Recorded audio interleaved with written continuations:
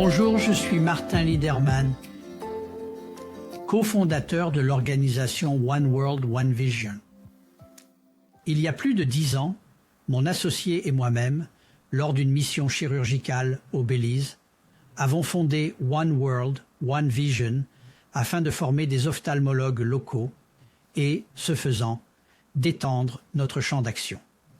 Nous avons réussi et, depuis, notre organisation s'est rendue dans de nombreux pays et a démontré le succès de nos idées. Nous avons ajouté des anesthésistes et des réanimateurs pédiatriques à la mission afin de former des médecins locaux et de rendre l'expérience chirurgicale de nos patients plus sûre. Depuis lors, nous avons réalisé que le paradigme d'un patient, d'un étudiant et d'un chirurgien, bien qu'efficace, ne pouvait pas répondre aux besoins. Des dizaines de millions d'enfants et d'adultes souffrent de strabisme et d'amblyopie. Nous avons donc décidé de soutenir et de promouvoir un cours vidéo sur le strabisme et l'amblyopie et avons demandé au docteur Bert Kouchner d'élaborer un programme d'études et de recruter des experts internationaux pour donner des conférences. Nous avons stipulé que le cours devait être traduit en plusieurs langues et distribué gratuitement dans le monde entier aux chirurgiens ophtalmologistes. Nous sommes particulièrement reconnaissants à nos anciens patients et amis qui ont apporté le soutien financier nécessaire pour que notre rêve devienne réalité. Nous sommes ravis que le Dr Kouchner ait accepté de relever le défi et nous espérons que vous trouverez les conférences à la fois stimulantes et éducatives et que vous les partagerez avec vos collègues et vos étudiants. Ainsi, sans plus attendre, je vous présente le Dr Bert Kouchner.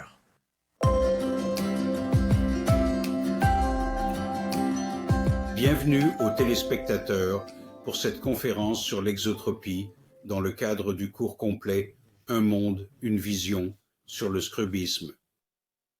Je suis Bert Kouchner et bien que je me contente habituellement d'animer ces conférences, pour celle d'aujourd'hui, c'est moi qui ferai la présentation. Si vous assistez pour la première fois à cette série de conférences, je tiens à vous remercier de votre présence. Si vous êtes un téléspectateur assidu, j'espère que cela signifie que ces conférences vous ont été utiles et je vous souhaite également la bienvenue. Les exodéviations semblent simples à première vue. Elles ne le sont certainement pas, et je trouve que c'est l'une des pathologies les plus intéressantes et les plus difficiles à traiter dans le cadre du scrubismus. Commençons par la classification des exodéviations, qui correspond en général à la classification de toutes les déviations de scrubismus. Une exophorie est une déviation qui, par définition, n'est jamais manifeste, elle est seulement latente. Il y a ensuite une exotropie intermittente, c'est-à-dire un patient dont le regard est parfois droit et qui présente par intermittence une déviation manifeste, et enfin l'exotropie constante, qui peut être une exotropie constante congénitale, une exotropie intermittente décompensée, ou une exotropie secondaire ou consécutive, et nous parlerons de ces différentes entités séparément. Cependant, nous allons surtout parler de l'exotropie intermittente, car c'est la plus compliquée et, à mon avis, la plus intéressante. Commençons donc par une exophorie. Par définition, elle est toujours latente. Si elle est asymptomatique et de petite taille, vous pouvez peut-être ne pas la traiter du tout, mais elle peut être symptomatique et les symptômes prennent généralement la forme d'une asthénopie, peut-être liée au fait que le patient fait des efforts d'accommodation pour contrôler la déviation. Ils peuvent être traités avec des prismes, ils peuvent être traités avec des exercices, mais d'après mon expérience, la chirurgie est rarement, voire jamais, nécessaire pour une exophorie. Une exotropie congénitale est généralement constante. Il s'agit souvent d'un angle important et l'on peut considérer que cela ressemble beaucoup à une ésotropie congénitale ou infantile, sauf que les yeux sont déviés dans la direction opposée. Sur le plan sensoriel, c'est comme une ésotropie infantile en ce sens que la fusion est subnormale, il y a une suppression alternée, elle est souvent associée au DVD.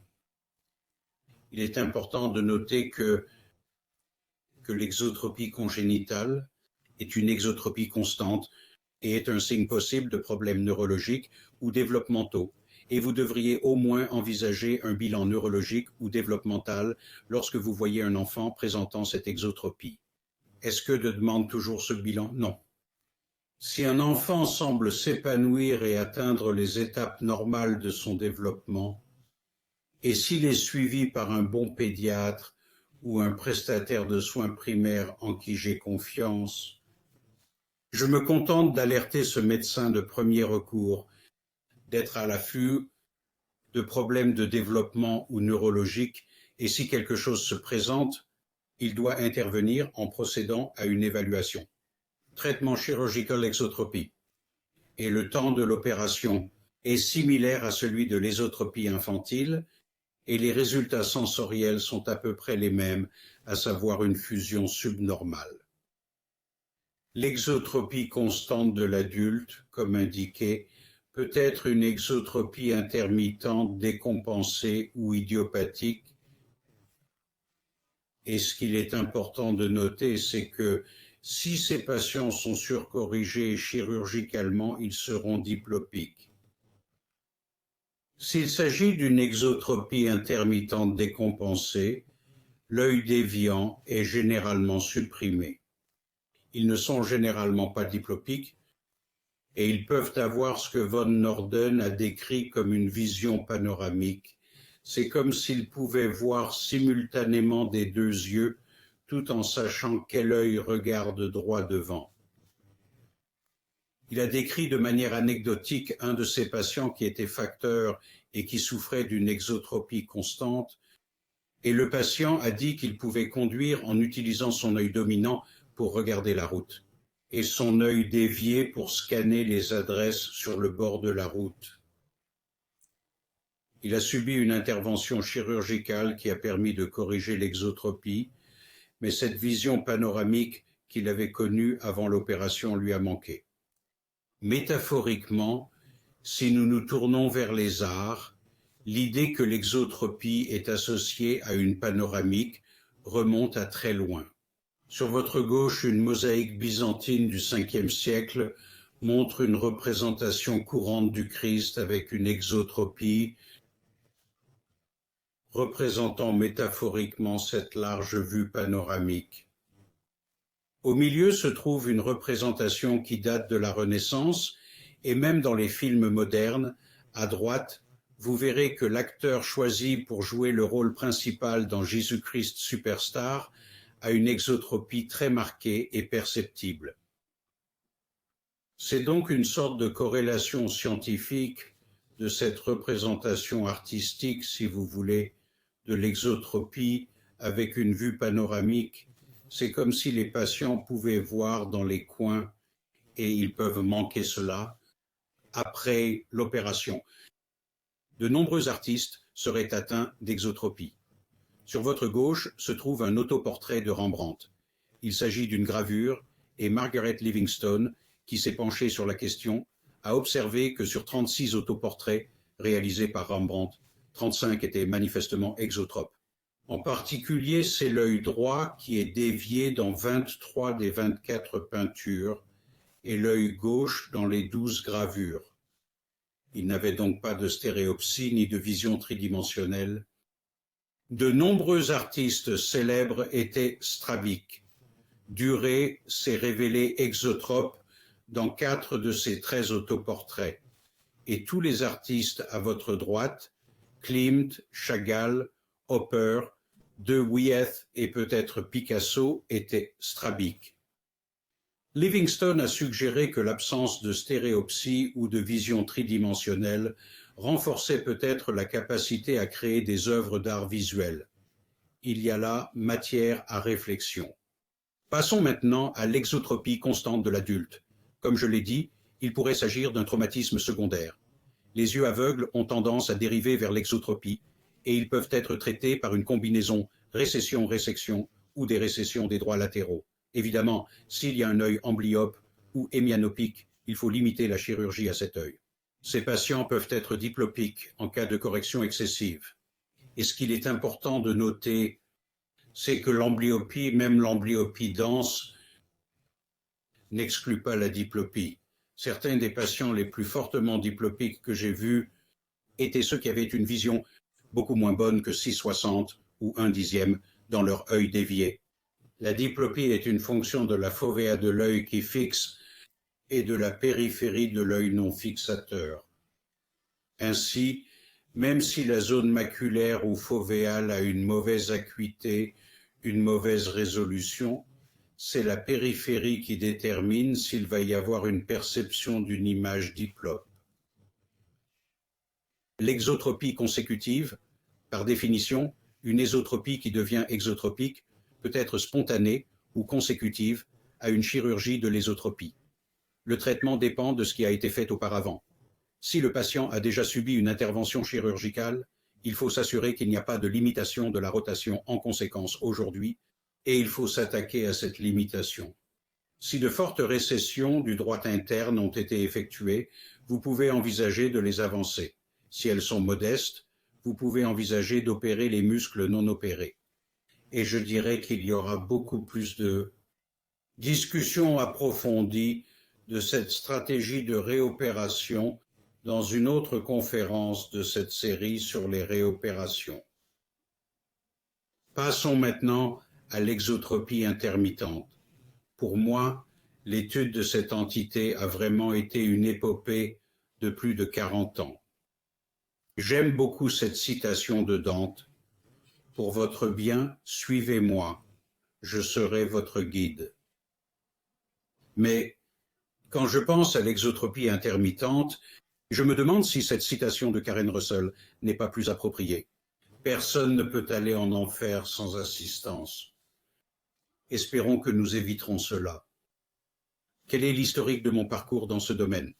Eh bien, en première année de résidence en ophtalmologie, j'ai appris la fameuse classification de Burian des exotropies intermittentes qui les divise en 4 catégories. Si le patient présente une déviation plus importante de loin que de près, il parle d'excès de divergence. Si la déviation est la même de loin et de près, il l'appelle, faute de mieux, une déviation de base. Si la déviation de près est plus importante que la déviation de loin, il s'agit d'une insuffisance de convergence. Et il a observé que certains patients semblent avoir un excès de divergence, mais qu'ils masquent simplement une déviation plus importante de près. Si l'on peut le faire ressortir, et nous verrons comment le faire, il a appelé cela un pseudo-excédent de divergence. Certains parlent d'excès de divergence simulée, et il l'a mis en évidence avec une occlusion monoculaire de 45 minutes à 1 heure. Selon Burian, la classification déterminait le traitement. Après les années 50, cette classification, même si je pense qu'elle est imparfaite, s'est implantée. Elle a été en quelque sorte gravée dans le marbre. Et aujourd'hui, 70 ans plus tard, les gens continuent à l'utiliser ou à la citer. Et je dois dire, entre parenthèses, que quand je dis que la déviation à distance est plus grande que celle de près est plus grande qu'à distance, par définition, c'est une différence de 10 dioptries de prisme pour la classification. L'un des pères de la psychanalyse, Carl Jung, avait l'habitude de dire que nos enfants vivent nos fantasmes inassouvis. Voici une photographie de la première voiture de ma fille et de l'autocollant pour pare-choc qu'elle a apposé sur le véhicule. Comme on dit, la pomme ne tombe pas loin de l'arbre. Lorsque j'étais résident en première année, je me suis beaucoup interrogé sur la classification de Burian. Et ces idées que je vais vous présenter ont évolué. Dans la mythologie grecque, on dit qu'Athéna, la déesse de la sagesse, a jailli complètement formée de la tête de Zeus. Et je considère que c'est une métaphore pour une hypothèse entièrement formée au moment de la conception. Ce n'était pas le cas de ces idées, pensez plutôt à Sisyphe. Elles ont été construites brique par brique avec des arrêts et des retours en arrière. Mais ce voyage m'a permis d'arriver là où j'en suis aujourd'hui. Avant d'aborder la classification de l'exotropie intermittente, discutons brièvement de cette condition dans son ensemble. Lorsqu'un patient se présente, il faut déterminer deux choses différentes. À quel point son contrôle est-il bon, comme on le voit sur votre gauche? C'est le contrôle qui détermine si vous devez traiter le patient. Contrôle bon, pas besoin de traitement. Contrôle mauvais, faut traiter. L'angle détermine, une fois que vous avez décidé que vous devez traiter, la quantité ou le type de traitement dont le patient a besoin. En effet, certains patients peuvent avoir un grand angle avec un bon contrôle et il n'est pas nécessaire de les traiter. D'autres ont un petit angle et un mauvais contrôle, ils peuvent être symptomatiques et avoir besoin d'un traitement. Je pense donc qu'il est important de mettre au point un score de contrôle objectif. Et il y en a beaucoup, je ne crois pas que le score de contrôle que vous utilisez soit crucial, mais plutôt choisir celui qui vous est familier et qui est cohérent avec la façon dont vous l'interprétez. En d'autres termes, si vous dites que le contrôle d'un patient est passable aujourd'hui et qu'il était bon la dernière fois, vous utilisez un score de contrôle objectif, vous savez ce que cette différence représente. Personnellement, j'utilise un score de contrôle en deux phases. J'attribue deux chiffres à chaque patient. J'attribue un chiffre pour la facilité avec laquelle ils perdent le contrôle et un autre pour la rapidité avec laquelle ils se rétablissent. Parce qu'en effet, les deux ne vont pas toujours de pair. Certains patients s'en remettent rapidement, tandis que d'autres sont difficiles à contrôler. Mais une fois qu'ils sont brisés, leur rétablissement est médiocre. J'aime donc noter les deux. Il n'est pas indispensable de le faire, mais je pense qu'il est important de disposer d'un système objectif pour évaluer le contrôle. L'exotropie intermittente, sensoriellement, lorsqu'elle est atropique, supprime l'œil déviant. Classiquement, on parle de suppression rétinienne hémiopique de l'œil déviant. En 1984, John Pratt Johnson et Geraldine Tillison ont fait une présentation ensemble. Une étude suggérant qu'il y a une suppression complète de l'œil déviant, mais que le mécanisme de déclenchement de la suppression est basé sur la rétine hémianopique de l'atropie.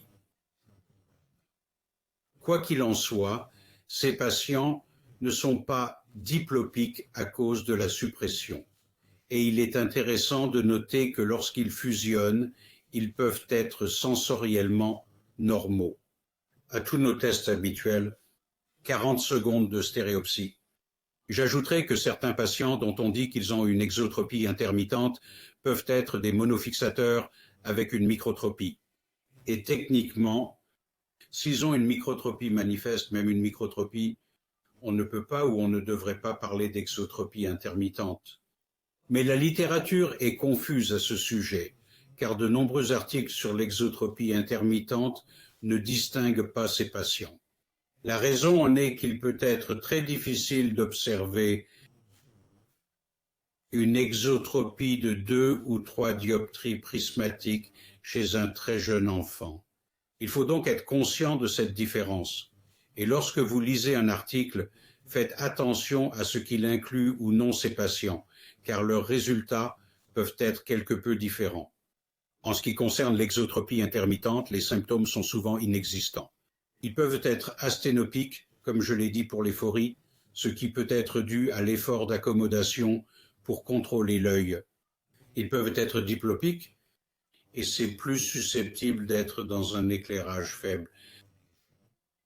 Et beaucoup d'entre eux présentent un symptôme appelé photalgie, qui est une sorte de gêne à la lumière. Ils ferment un œil à la lumière du soleil. La littérature ancienne disait qu'ils fermaient un œil pour éviter la diplopie. Nous savons que ce n'est pas le cas, car beaucoup d'entre eux continuent à le faire même après un alignement chirurgical réussi. Lorsqu'un patient présente une exotropie intermittente à un très jeune âge, et je dirais que c'est approximativement avant 3 ans. Il a été rapporté qu'il y a une forte incidence de monofixation post-opératoire si la chirurgie est effectuée, disons, avant l'âge de 3 ans. Ce qui n'est pas clair et ce qui est difficile à préciser est dû au fait que si vous obtenez une surcorrection initiale, ce que nous aimons obtenir avec l'exotropie intermittente, chez un très jeune enfant, même après quelques semaines d'ésotropie, après une intervention chirurgicale pour une exotropie intermittente, ils peuvent perdre la fusion bifoviale et devenir monofixateurs. D'autre part, cette incidence élevée de la monofixation est-elle due à un biais de sélection préexistant? Est-ce que ce sont les patients avec une fusion subnormale qui se présentent avec un moins bon contrôle à un jeune âge et s'ils sont opérés, ils continuent à être monofixants par la suite? Il est difficile de faire la part des choses et chez un patient donné, comme je l'ai dit, il peut être très difficile d'observer s'il a cette microtropie alors qu'il semble être droit. J'aime donc temporiser si je le peux. Si je peux les garder suffisamment droits jusqu'à ce qu'ils aient plus de 3 ans, j'aime le faire. Souvent, ce n'est pas le cas. Parfois, leur contrôle est médiocre. Et si je dois opérer un patient aussi jeune, je prends quelques mesures pour éviter de perdre la fusion après l'opération. J'évite une ésotropie de longue durée après l'opération. Donc, si je vois ce patient, même à la première semaine, et s'il est toujours ésotrope, je mettrai des prismes pour les rendre bifoviaux, je ferai une occlusion alternée ou, si c'est possible, je les mettrai sous phospholine iodée, qui est en fait très utile dans cette situation si la déviation est faible. Il est très important, surtout si l'on temporise, de corriger l'anisométropie. Je pense que l'un des articles les plus intéressants que j'ai lus sur le strabisme est celui de Jim Pulski, publié dans les New Orleans Academy Transactions, intitulé Unequal Vision Inputs in Strabismus. Il souligne que l'inégalité des apports visuels aux deux yeux, c'est-à-dire l'anisométropie non corrigée comme l'une des causes, est très déstabilisante. Pour une correction équilibrée, réduisez l'hypermétropie de manière équitable. Si le stigmatisme est marqué, veuillez le corriger au plus vite. Cette vidéo va démontrer les effets néfastes d'une anisométropie non corrigée et aussi quelque chose sur la façon dont on peut déterminer la dominance de la fixation en cas d'exotropie intermittente. J'en parlerai d'abord. Ce patient a une dominance de l'œil gauche. Vous verrez que lorsque nous couvrons son œil droit, il dévie. Lorsque nous le découvrons, il fusionne en effectuant une vergence. Mais si on couvre son œil droit dominant, il sort. Quand nous découvrons, il fait une saccade pour reprendre la fixation avec cet œil, puis fait une vergence pour fusionner avec l'autre œil.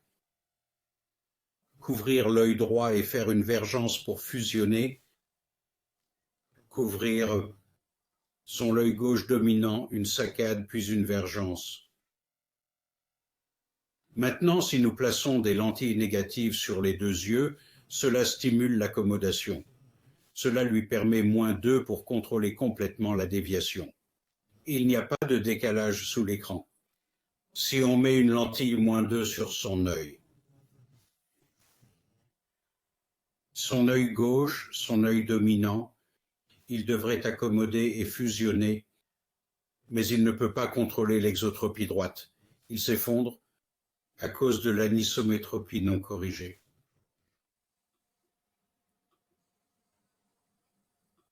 L'indication d'une intervention en cas d'exotropie intermittente est classiquement si la déviation est présente de plus en plus longue dans la durée. Cela peut être difficile à déterminer. Nous devons souvent nous fier aux observations des parents ou du patient.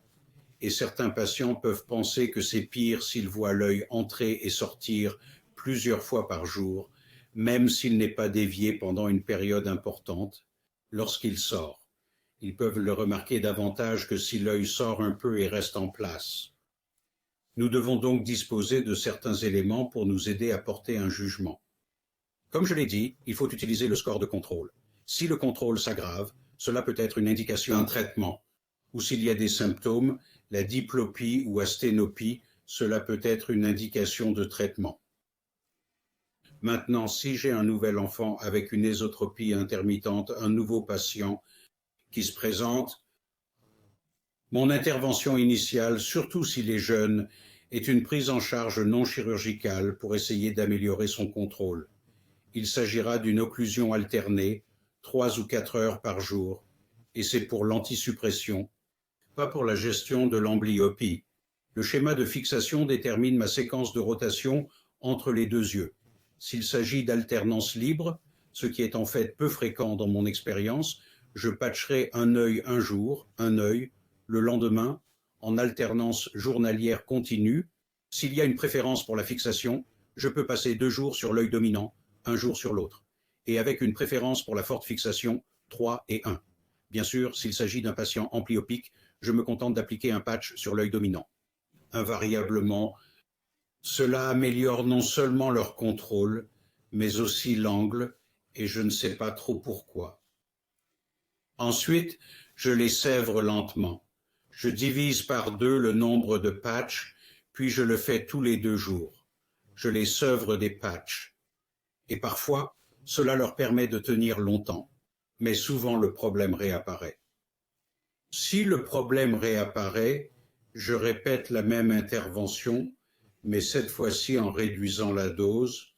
Je les surcorrige de 2 dioptries sphériques et je mets 2 à 3 prismes dioptries de base interne dans chaque verre de leurs lunettes. Je sais qu'une récente étude PEDIG a suggéré qu'une surcorrection par lentille divergente excessive pour une exotropie intermittente peut provoquer une myopie. J'ai examiné mes propres patients et j'ai constaté que ce n'était pas le cas. Je ne sais pas si c'est parce que je n'utilise que 2 dioptries. L'étude PEDIG en a utilisé 3 et je compense cette dioptrie que je n'utilise pas par les 4 à 6 dioptries de base interne en prisme que j'utilise. Et si je leur fais porter ces lunettes et qu'ils contrôlent l'exotropie, je les sevrerai de l'excès de prisme d'ici la fin de leur adolescence. Parfois, ce n'est que partie remise et la maladie finit par réapparaître et il faut opérer ces patients, mais je pense qu'attendre est un avantage dans l'exotropie intermittente. Parfois, cela permet de gagner plusieurs années. Et mon examen à long terme des patients chez qui j'ai fait cela a montré que dans certains cas, c'est même curatif. Maintenant, si la chirurgie est indiquée, tous les patients souffrant d'exotropie intermittente doivent subir un test d'occlusion monoculaire d'1 heure pour trouver l'angle maximum à la fois de loin et de près. Et ils ont besoin d'une mesure de la fixation d'une cible extérieure lointaine. Amenez-les à une fenêtre, demandez-leur de regarder un mât, un panneau d'arrêt, ou mieux encore, amenez-les à l'extérieur si cela convient à la configuration de votre clinique. Les 2 tests doivent être effectués, le test d'occlusion et la mesure à l'extérieur, car plusieurs patients augmenteront leur déviation d'un test à l'autre. Avec l'un ou l'autre test, mais pas les 2. Et vous voulez opérer pour l'angle maximal que vous trouvez. La diapositive de droite sert à illustrer cela. J'utilise le terme sensibilité extérieure pour décrire le patient qui augmente sa déviation lorsqu'il regarde une cible extérieure. Si vous devez l'emmener à une fenêtre, si vous ne pouvez pas les emmener à l'extérieur, la distance par rapport à la fenêtre est importante. Vous verrez sur la gauche, l'œil du patient est proche de la fenêtre et vous verrez combien de degrés de la rétine. La fenêtre sous-tend lorsque l'œil ou le patient est proche. Lorsqu'ils sont 2 fois plus éloignés, cette même fenêtre représente un arc beaucoup plus petit sur la rétine. Il y a moins de rétine qui reçoit l'éclairage extérieur. Il faut donc se tenir le plus près possible de la fenêtre, tout en gardant de la place pour vous placer devant le patient avec votre prisme et votre test de patch pour obtenir une mesure Parlons maintenant de l'excès de pseudo-divergence simulée et de ce que j'appelle maintenant le phénomène SCOBY. Je l'appelais auparavant la fusion proximale tenace. Voici un patient hypothétique, très courant, 30 lentilles orthopédiques de loin et de près. S'agit-il d'un excès de divergence selon Burian? Eh bien, si vous appliquez un patch au patient pendant 1 heure, un patch monoculaire, vous constaterez souvent que la déviation de près augmente et se rapproche ou égale la déviation de loin. Richard Scobie a décrit ce phénomène au début des années 50 et pour lui rendre hommage et parce que le mécanisme est un peu confus, je l'appelle maintenant le phénomène Scobie. La présence du phénomène Scobie annonce un meilleur pronostic. Ces patients s'en sortent mieux. Ils ont ce mécanisme utile pour garder les yeux alignés. Les différences de distance et de proximité décrites par Burian, comme je l'ai dit précédemment, sont un excès de divergence et une insuffisance de convergence de base. Le pseudo-excédent de divergence a été diagnostiqué à l'origine par des patients qui manifestaient le phénomène SCOBY ou Tenacious Proximal Fusion, fusion proximale tenace, qui augmentait avec un test d'occlusion. Mais on a observé au début des années 50 que l'utilisation de lentilles et Pressux peut masquer une déviation plus importante chez un grand nombre de ces patients. Et ce qui est déroutant, c'est que les lentilles plus 3 et le patching ne sont pas la même chose. Bien qu'ils puissent tous deux diagnostiquer l'excès de pseudo-divergence. Et ce n'est pas explicitement saisissable. Je vais essayer de l'expliquer. Test du patch proche et lentilles plus 3. Premièrement, les lentilles plus 3 suspendent la convergence accommodative et l'autre la convergence fusionnelle, deux types différents de convergence. Comment se fait-il donc que de nombreux patients, mais pas tous, réagissent de la même manière à ces deux tests? Examinons ce patient hypothétique. Exotropique 30 de loin, ortho de près, lentille plus 3 de près, l'exo de près passe à 30. S'agit-il d'un rapport ACA élevé? Si l'on se contente d'examiner la méthode par gradient, disons que j'obtiens 30 dioptries d'exo en relaxant 3 dioptries d'accommodation, cela donne un rapport ACA de 10. Un rapport ACA élevé, mais ce n'est probablement pas le cas. Pourquoi? Parce que nous n'avons pas d'abord éliminé le phénomène SCOBY avec un test d'occlusion. Si nous prenons le même patient hypothétique, nous voyons à droite sur la diapositive, sur l'écran, une distance ortho et une exo de 30 dioptries en vision de près. Si nous le patchons d'abord, il serait passé à 30 en vision de près. Ensuite, si nous ajoutons des lentilles plus 3, cela peut augmenter hypothétiquement de 10 dioptries supplémentaires. C'est un rapport ACA de 3 et 1/3 et c'est un rapport ACA normal. C'est ce que j'appelle un pseudo-ratio ACA élevé. Le point essentiel à souligner est que les rapports ACA pour l'exotropie intermittente peuvent être calculés de diverses manières habituelles: gradient, distance, vision de près et hétérophorie, à condition que toute mesure de proximité qui entre dans le calcul soit effectuée après que l'effet contaminant du TPF pour que le phénomène SCOBY, qui doit être éliminé par un test d'occlusion d'1 heure. Cela étant dit, je souhaite que vous compreniez et que vous me fierez du rare patient qui a un véritable ratio ACA élevé. On me demande souvent, un patient qui a 30 à distance et ortho de près, est-ce qu'il va être ésotrope de près si je l'opère pour la distance? Dans la plupart des cas, la réponse est non, sauf ici. Quelles sont donc les caractéristiques? Comment trouver le rapport ACA élevé? Dans toute ma carrière, je n'en ai probablement pas vu plus de 20 à 30 qui, après une opération, répondaient à ces critères. Comment les traiter? Dans le cas d'un ratio ACA élevé, on en a beaucoup pour son argent. Une petite quantité de lentilles négatives contrôle une grande déviation mais avec des lentilles négatives, il faut des bifocales. Mon expérience depuis que je sais comment aller traiter de cette façon, c'est que tous ceux que j'ai traités ont normalisé leur rapport ACA à la fin de l'adolescence. On peut alors les opérer de la manière habituelle et ils s'en sortent très bien. Qu'en est-il de l'adaptation au prisme pour faire ressortir la déviation de prémaximale? L'adaptation prismatique classique, où le patient rentre chez lui avec un prisme, n'a pas été rigoureusement étudiée par moi ou par d'autres à ma connaissance. Mais je me suis penché sur le rôle de ce que j'appelle l'adaptation rapide du prisme. 30 d'exo à distance et ortho de près, je les fais s'asseoir avec une monture d'essai. Je mets 15 bases internes dans chaque œil et je leur fais lire un paragraphe. Voyons comment je pense qu'en 2023 ou plus tard, nous devrions envisager cela. Regardons d'abord le patient qui commence avec une déviation à distance supérieure à celle de près comme on peut le voir en haut. Si vous regardez la rangée en blanc, après le patch, c'est votre mesure augmentée de la vision de près. La distance est toujours plus grande que la déviation de près. Dans la colonne suivante, Burian parlerait d'un excès de divergence. La nouvelle classification dit qu'il s'agit probablement d'une exotropie, avec un excès d'une sorte de convergence de près.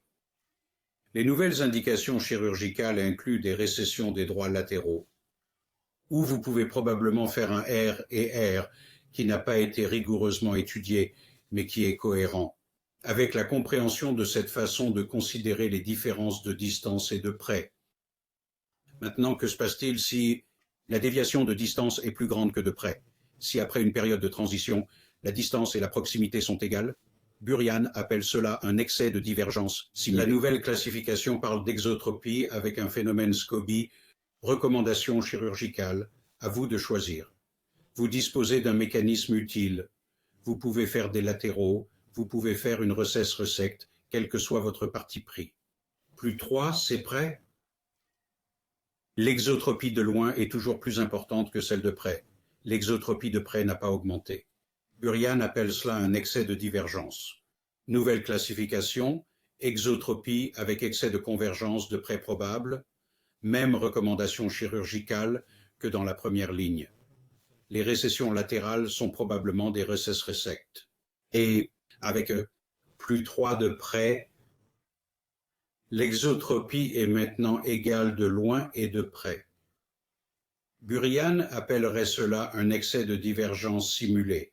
Il peut s'agir d'un pseudo ou d'un vrai, rare, possible, mais vrai, ACA élevé.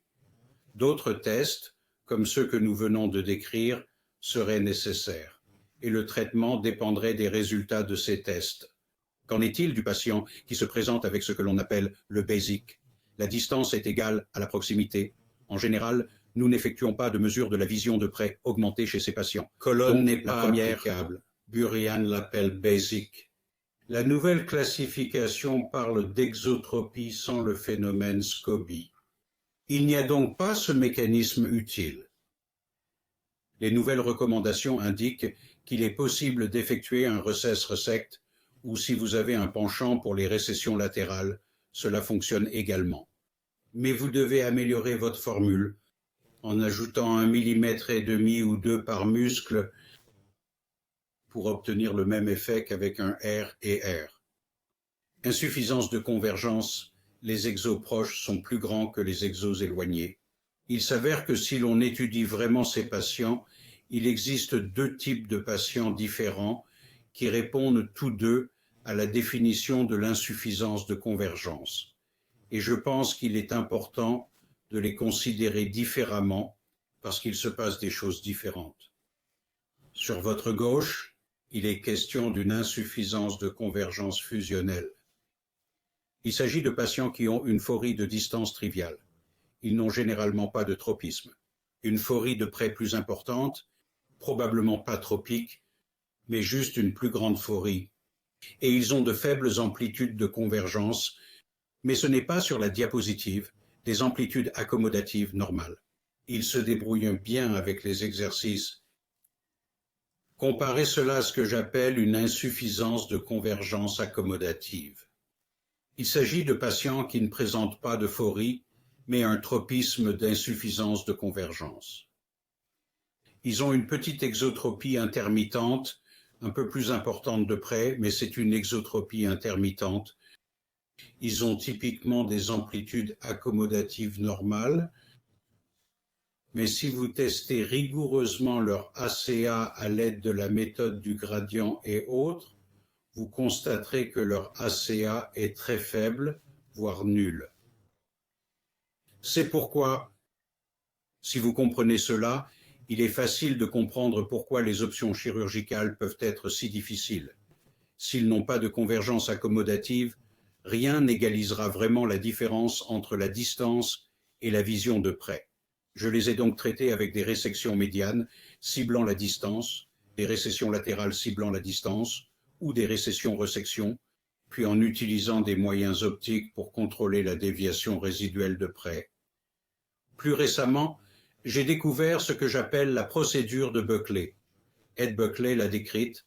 On peut pratiquer n'importe quelle forme de chirurgie, mais en transposant les muscles, soit en déplaçant les médians vers le haut, soit en déplaçant les latéraux vers le bas, pour induire un schéma en V. En procédant ainsi, on crée généralement environ 8 dioptries de prisme en V, ce qui aide ces patients à réduire l'exotropie de proximité dans la position de lecture du regard vers le bas. Ainsi, pour le patient souffrant d'une insuffisance de convergence, l'exotropie de loin est plus importante, moins importante que l'exotropie de près. Ces patients, si vous regardez la première rangée, après un patch, ils ont toujours un schéma d'insuffisance de convergence. Les deux classifications parleraient d'insuffisance de convergence et je viens de parler des nouvelles recommandations chirurgicales. TARDARS, récession latérale, résection médiale, ciblage de la distance et ou procédure de Buckley. Mais il y a eu des patients où après un test de patch, la déviation de la distance augmente et alors la distance est égale à la proximité. La nouvelle classification, Burian appelle cela une insuffisance de convergence. La nouvelle classification parle de pseudo-insuffisance de convergence. Dans ce cas, vous avez le choix des procédures chirurgicales. Je voudrais prendre une minute pour parler de l'incomitance latérale et je mentionnerai que ce sujet est également abordé brièvement dans l'exposé sur les réopérations, mais il est pertinent dans les deux cas. Lors d'une année de travail, Sally Moore, une orthoptiste de renom à New York, a pu vérifier que lorsqu'une exotropie intermittente montre une diminution de la déviation, cela se produit à la fois dans le regard droit et dans le regard gauche.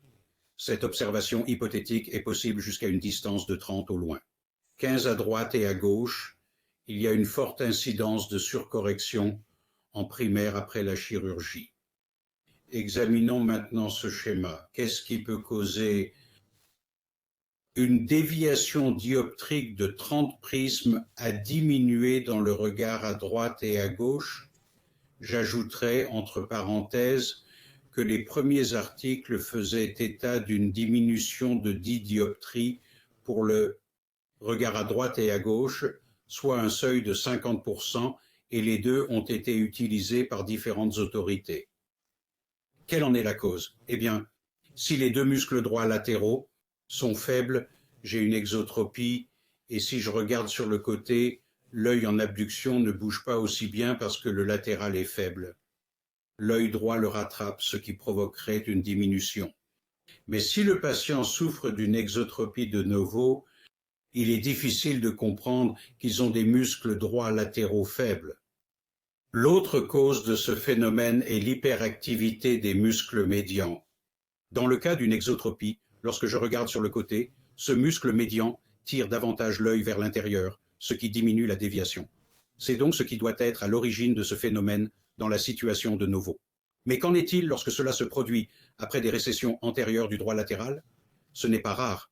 Si l'on affaiblit les latéraux, la déviation réapparaît. Parce que vous affaiblissez les latéraux, ils sont maintenant moins présents dans le regard à droite et à gauche. Dans cette situation, les latéraux sont affaiblis de manière iatrogène. Il s'agit donc d'un mécanisme différent que l'incomitance latérale de Novo, et ces patients ne sont pas enclins à la surcorrection en premier lieu. Cependant, comme la déviation est plus faible dans le regard à droite et à gauche, ils peuvent être surcorrigés dans le regard latéral si vous n'adaptez pas votre chirurgie en conséquence. Objectif chirurgical avec mes jeunes exotropes intermittents, j'aime qu'ils aient une surcorrection de 5 à 15 dioptries prismatiques et qu'ils soient tésotropes dès le premier jour. Contrairement à la plupart des autres, je ne surcorrige pas les adultes. Dans mes mains, ils ne se redressent pas comme le font les enfants. Et je vise l'orthophorie à la limite de la diplopie. Je pratique généralement une chirurgie symétrique. J'aime qu'il n'y ait pas de diplopie en premier et qu'il y ait un peu de diplopie à droite et à gauche. Ils sont diplopiques parce qu'ils passent du côté de l'ésotropie. C'est mon objectif chez les adultes. En résumé, nous avons parlé du moment où il faut opérer, du traitement conservateur, de l'importance des mesures chirurgicales après un patch, de la mesure de la distance extérieure, des différences entre la distance et la vision de près, discuter des deux différents types de convergence et d'insuffisance. Nous avons parlé de l'ACA élevé et de la surcorrection de 5 à 15 prismes dioptriques chez les jeunes patients. Je tiens donc à vous remercier de votre attention. Je vous souhaite que tous les chemins que vous emprunterez mènent à l'orthophorie. Si vous avez apprécié cette conférence et si vous l'avez trouvée utile, j'espère que vous écouterez les autres conférences de ce cours complet sur le strabisme intitulé « Un monde, une vision ». En vous proposant ce cours vidéo, je vous adresse de nombreux remerciements. Nous vous remercions d'avoir visionné le cours vidéo sur le strabisme. Nous espérons que vous l'avez trouvé stimulant et éducatif et que vous partagerez ces connaissances avec d'autres. À One World, One Vision, nous remercions chaleureusement les conférenciers qui ont partagé leurs années d'études pour rendre ce cours vidéo utile et bien sûr à Bert Kouchner qui a assumé la charge, heureuse nous l'espérons, du développement et de la modération. Nous remercions également le conseil d'administration pour ses conseils constants. Nous remercions nos donateurs pour leur soutien financier qui a rendu possible ce cours vidéo. Un grand merci à l'équipe vidéo de Sweet Sadie pour les efforts extraordinaires qu'elle a déployés afin de rendre ce cours à la fois visuel et auditif extraordinaire et pour leurs conseils techniques aux conférenciers. Merci à Rachel, Tim, Eddie et Bill. Si vous souhaitez en savoir plus sur ce que nous faisons, rendez-vous sur notre site web www.oneworldonvision.org. Enfin, si vous avez des commentaires, des pensées ou des idées, vous pouvez m'envoyer un courriel à owof2o2o@gmail.com. Au revoir.